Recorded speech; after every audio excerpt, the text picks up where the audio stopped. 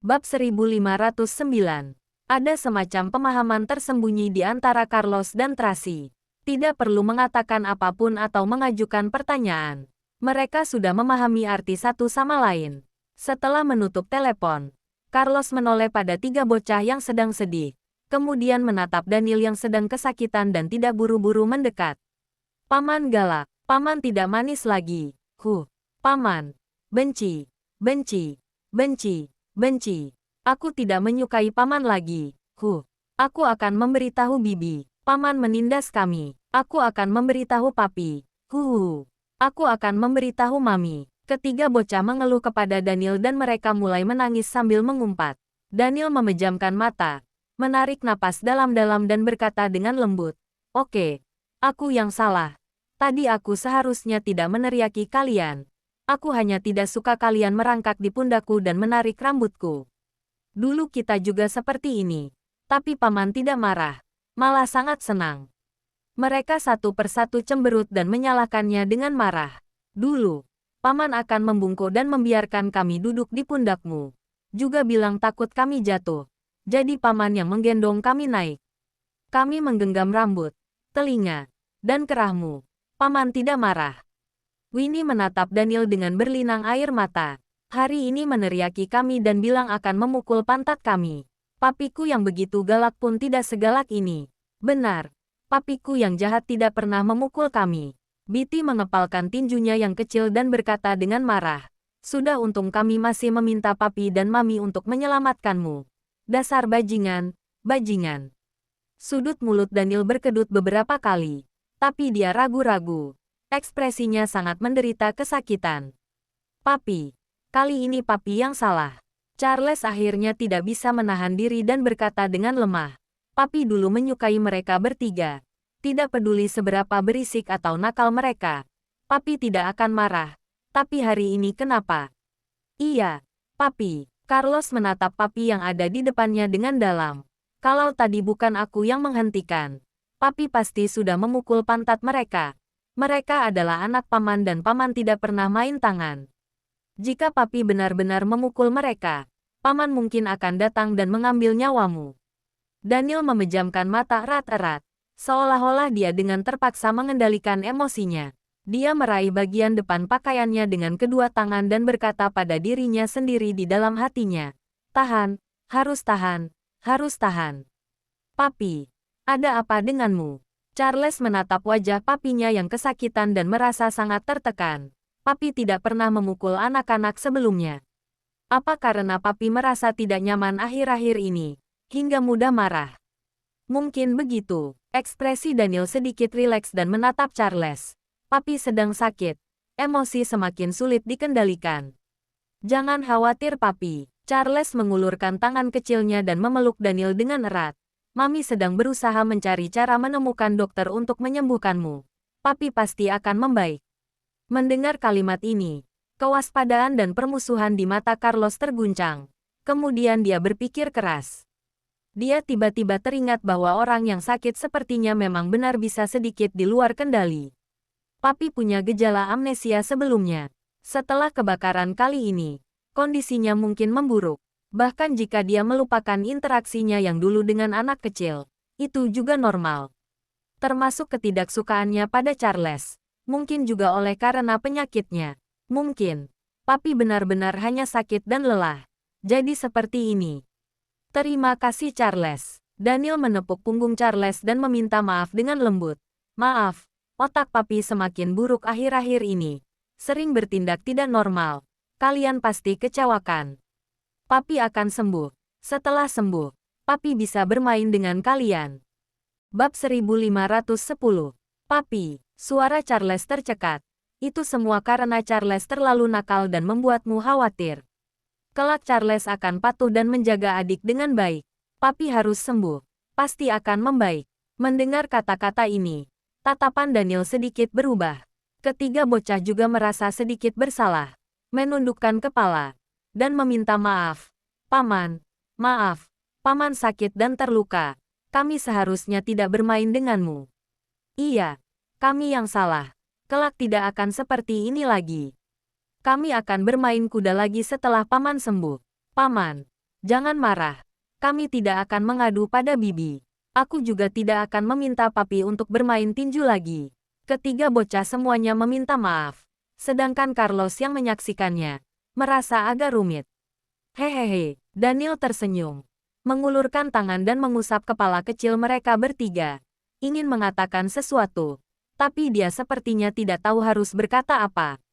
Oke, Charles, Tini, Winnie, Bitty, ayo keluar. Jangan ganggu waktu istirahat papi. Carlos akhirnya angkat bicara. Papi sakit dan butuh ketenangan. Iya, Charles dengan cepat melepaskan Daniel dan melangkah ke samping dengan hati-hati. Papi, istirahatlah. Aku akan menjaga adik-adik dengan baik. Tidak akan mengganggumu lagi. Paman tidak perlu melihat kami. Kami sangat penurut. Tini, Winnie, Bitty agak kesal. Carlos Charles, Tini Winnie Bitty. Pada saat ini, Paula berteriak di luar. Kakek Sanjaya datang untuk menjemput kalian. Cepatlah keluar. Kenapa kakek Sanjaya datang menjemput kita? Ketiga bocah segera berlari keluar. Kakek Sanjaya ingin menjemput kalian dan tinggal bersamanya, agar paman bisa istirahat di rumah. Dia menjelaskan dengan senyum dingin. Kakak sudah mengemasi barang-barangmu.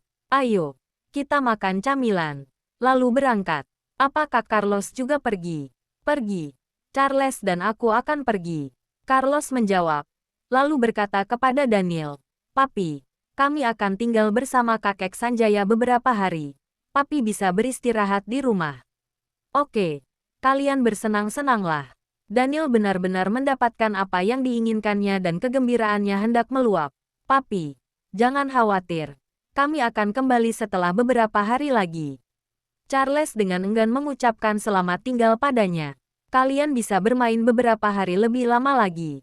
Daniel hampir berkata. Kemudian mengubah kata-katanya. Temani kakek Sanjaya lebih lama. Iya.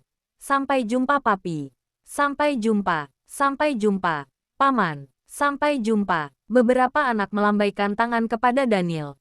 Kemudian mengikuti Paula ke bawah untuk makan camilan. Cecil dan yang lainnya membawa barang bawaan kelima anak ke bawah dan meminta pengawal memasukkannya ke dalam mobil dulu. Daniel berdiri di koridor lantai 2. Melihat anak-anak pergi, dia menghela napas panjang. Tuan Daniel, pada saat ini, kursi roda Sanjaya didorong oleh pengawalnya dan berkata dengan prihatin, aku akan membawa anak dan tinggal beberapa hari. Anda bisa beristirahat dengan tenang dan menghabiskan waktu berdua dengan Nona Tracy. Dia telah bekerja terlalu keras akhir-akhir ini. Habiskan lebih banyak waktu dengannya. Oke, sudah pasti. Daniel sangat senang. Paman Sanjaya. Terima kasih. Sama-sama. Sudah seharusnya. Tuan Daniel. Tentang masalah perusahaan. Kita bicarakan masalah perusahaan besok saja. Aku sangat lelah. Aku kembali ke kamar untuk istirahat dulu. Baiklah kalau begitu. Selamat istirahat.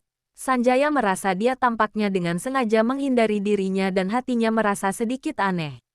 Dulu Daniel selalu peduli dengan perusahaan. Bahkan jika langit runtuh, dia tetap akan menangani masalah bisnis dulu. Tapi sekarang, dia sepertinya tidak peduli tentang hal itu. Namun, kesehatannya memang memburuk. Juga mengalami insiden kebakaran. Ia baru saja kembali dari gerbang neraka. Sekarang dia tidak ingin berpikir apa-apa. Hanya ingin ketenangan. Bisa dimengerti. Sanjaya tidak terlalu memikirkannya. Lalu pergi bersama anak-anak. Sebelum pergi, dia memberitahu Bibi Riana dan Thomas untuk merawat Daniel dengan baik. Bab 1511.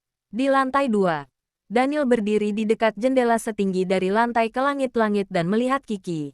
Andi menggendong anak-anak ke dalam mobil satu persatu, kemudian pergi. Charles juga melambaikan tangan padanya dari jendela mobil. Dia juga membalas melambaikan tangan dengan senyum penuh kasih di wajahnya. Konvoi perlahan-lahan menjauh dan akhirnya menghilang dari pandangan. Daniel menghela napas lega, menutup tirai, melihat sekeliling kamar, memastikan tidak ada masalah, lalu mengeluarkan ponselnya dan menelepon. Halo, bagaimana? Apa semuanya lancar? Sebuah suara rendah datang dari ujung telepon. Berjalan lancar, tapi aku hampir dilempar sampai mati oleh 3 setan kecil dari keluarga El barusan. Memikirkan ketiga bocah itu, Alisnya berkerut. Anak-anak dari keluarga El jangan disentuh. Kamu harus tahan meskipun langit runtuh. Orang di ujung telepon dengan sungguh-sungguh mengingatkannya. Aku tahu. Untungnya anak-anak dijemput oleh Sanjaya. Akhirnya aku bisa tenang. Dia bersandar santai di sofa sambil meletakkan kakinya di atas meja. Dijemput. Orang di ujung telepon terkejut. Kemudian berkata dengan serius. Apa Tracy mencurigaimu? Daniel tertegun sejenak. Lalu mengerutkan kening dan berkata, seharusnya tidak. Kata-katanya ambigu. Karena sebenarnya dia sendiri tidak yakin. Tidak peduli iya atau tidak. Kita harus bertindak lebih awal. Orang di ujung telepon berkata, Tracy mungkin tidak menjadi masalah. Tapi ada orang-orang dari keluarga Moore di sekitarnya. Jadi jangan meremehkan musuh. Maksudmu si Jeff itu? Daniel juga sangat berhati-hati. Dia sangat hebat. Saat dia melirikku, dia merasa ada sesuatu yang tidak beres. Dia adalah tangan kanan El. Sulit untuk dihadapi. Orang di ujung telepon segera berkata, ikuti instruksiku dan bertindaklah sesegera mungkin. Oke, Daniel menjawab. Aku dengar mereka bilang Carla tampaknya sudah sadar. Anak itu melihatku selama kebakaran. Akan kutangani, kata pria di telepon. Kamu bertindaklah sesuai rencana. Mengerti. Setelah menutup telepon, Daniel memutar ponsel seolah-olah dia sedang memikirkan sesuatu. Pada saat ini, seorang pelayan mengetuk pintu di luar dan melaporkan dengan hormat. Tuan Daniel, Cody ingin bertemu. Cody. Daniel mengangkat alisnya dan segera menjawab. Biarkan dia masuk. Baik, pelayan segera melakukannya. Pada saat ini, Thomas kebetulan naik ke atas dan saat dia melihat pengawal hendak mengundang Cody, dia mau tidak mau sedikit bingung. Jadi dia mengetuk pintu dan masuk untuk melaporkan. Tuan Daniel, saat Anda tidak ada, Cody pernah menghasut direktur perusahaan untuk mempersulit Nona Tracy. Dia datang menemuimu pada saat ini. Mungkin bukan hal yang baik. Apa dia mampu melakukannya? Daniel berkata dengan jijik. Ini, Thomas tidak bisa menjawab sejenak. Di mana ponselku? Daniel tiba-tiba bertanya. Bantu aku cari ponselku. Baik, Thomas dengan cepat menemukan ponsel dan menyerahkannya padanya. Tuan Daniel, ponsel Anda rusak dalam kebakaran sebelumnya. Ini ponsel baru, tapi kartu ponsel masih yang lama. Oke, pergilah. Daniel menerima ponsel itu dan mulai mencari-cari informasi di dalamnya. Thomas merasa aneh. Dulu, Tuan Daniel selalu bertukar pikiran dengannya saat dia punya ide. Tapi sekarang dia sepertinya tidak ingin mengatakan apa-apa. Apa ada hal lainnya? Daniel menatapnya. Tidak ada. Thomas menundukkan kepalanya dan melangkah mundur. Pada saat ini, pelayan membawa Cody masuk dan di kejauhan. Cody menyapa dengan penuh semangat. Tuan Daniel, aku akhirnya bisa bertemu Anda. Senang melihat Anda baik-baik saja. Paman Cody, lama tidak bertemu. Daniel menatapnya dengan senyum hangat di bibirnya. Duduklah. Pelayan segera pergi untuk menyiapkan teh dan pengawal menunggu di luar. Thomas selalu merasa ada yang tidak beres. Daniel selalu tegas dan tidak akan pernah mengundang siapapun ke kamar tidur untuk mendiskusikan sesuatu. Apalagi orang luar seperti Cody ini. Ada apa dengannya hari ini? Aneh sekali. Bab 1512. Tapi Thomas tidak terlalu memikirkannya. Pikirnya mungkin ini juga merupakan strategi Tuan Daniel. Mungkinkah Tuan Daniel melakukan ini dengan motif tersembunyi? Ingin mengalahkan Cody dengan rapi. Setelah memikirkannya, Thomas tetap gelisah. Jadi dia melaporkan hal ini kepada Tracy. Pada saat ini, Tracy yang baru saja tiba di rumah sakit menerima panggilan masuk dan berkata dengan tenang. Mungkin dia ingin berbicara baik-baik dengan Cody. Baik, karena menurut Nona Tracy tidak masalah, maka aku bisa tenang. Thomas tidak terlalu memikirkannya. Aku hanya merasa Tuan Daniel setelah kembali kali ini agak aneh. Sebelum kecelakaan, dia ada gejala amnesia. Tidak heran saat racun masuk ke otaknya. Dia berperilaku tidak normal. Tracy tidak berencana untuk mengatakan yang sebenarnya kepada Thomas. Kita harus lebih toleran dan memahaminya. Aku mengerti. Thomas tidak bisa menahan perasaan sedihnya. Jaga dia baik-baik. Aku ada urusan. Baik, Nona Tracy. Setelah menutup telepon, alis Tracy berkerut. Secepat ini Cody datang dan orang itu bertemu dengannya secara pribadi. Apa Nona ingin membawa Cody dan menginterogasinya? Naomi tahu apa yang dipikirkan Tracy. Tidak perlu. Tracy menganalisis secara rasional. Orang itu ada di villa sisi utara. Di depan begitu banyak orang. Cody tidak mungkin melakukan sesuatu yang berlebihan. Jika tidak, perencanaannya akan sia-sia. Lalu, apa yang harus kita lakukan sekarang? Tanya Naomi. Kamu tidak perlu melakukan apa-apa. Tunggu saja pihak lain melompat keluar terlebih dahulu. Tracy melangkah ke kamar pasien. Carla. Setelah Carla menjalani terapi komunikasi dan perawatan dengan psikiater, sekarang dia tidak terlalu takut seperti sebelumnya. Tapi dia tetap gelisah. Saat dia melihat Tracy, dia tidak terburu-buru seperti sebelumnya, tapi menatapnya dengan linglung, seolah-olah dia dengan hati-hati mengamatinya. Apakah itu benar-benar maminya? Carla, ini Mami. Apa kamu tidak mengenali Mami? Melihat Carla seperti ini, Tracy merasa sangat sedih. Dia mengulurkan tangan dan memeluknya erat-erat. Carla, jangan takut. Mami ada di sini. Tidak ada yang bisa menyakitimu. Carla tidak berbicara. Tidak berani bergerak. Dia hanya meringkuk di pelukan Tracy dan gemetaran. Seolah-olah dia sangat takut. Carla, ada apa denganmu? Tracy sangat cemas. Kenapa kamu bahkan tidak mengenali Mami? Carla masih tidak berbicara. Bahkan tidak berani menatapnya. Dia malah menundukkan kepalanya. Tersentak ke belakang dengan panik. Menyusut ke kepala tempat tidur. Memeluk bantal dan bersembunyi di bawah selimut. Gemetar tiada henti. Carla, Nona Tracy. Pada saat ini, Lily bergegas masuk dan memegang Tracy. Carla belum pulih dari trauma. Kita jangan buru-buru. Beri dia waktu. Bagaimana bisa seperti ini? Tracy sangat marah. Kenapa Carla bahkan tidak mengenaliku? Kita bicara di ruang kantorku saja. Lily meyakinkan. Jangan khawatir. Ada banyak staf medis di sini yang merawatnya. Naomi, kamu tetaplah di sini. Tracy memerintahkan Naomi. Baik, Tracy mengikuti Lily ke kantor dan Lily mengundang mantan ahli psikologi anak untuk menjelaskan padanya. Nona Tracy, kami telah melakukan berbagai tes pada Carla dan menemukan bahwa dia sangat ketakutan. Bahkan memiliki keraguan tentang orang-orang yang dekat dengannya. Kami memiliki kesimpulan bahwa dia mungkin telah terluka atau diancam oleh orang terdekatnya. Diancam oleh orang terdekat. Hati Tracy bergetar. Bagaimana mungkin? Bagaimana orang terdekat bisa menyakitinya? Kami juga berpikir itu tidak mungkin. Tapi hasil tesnya benar. Faktanya, banyak anak-anak terluka oleh orang-orang yang dekat dengan mereka. Sebaiknya coba Anda pikirkan.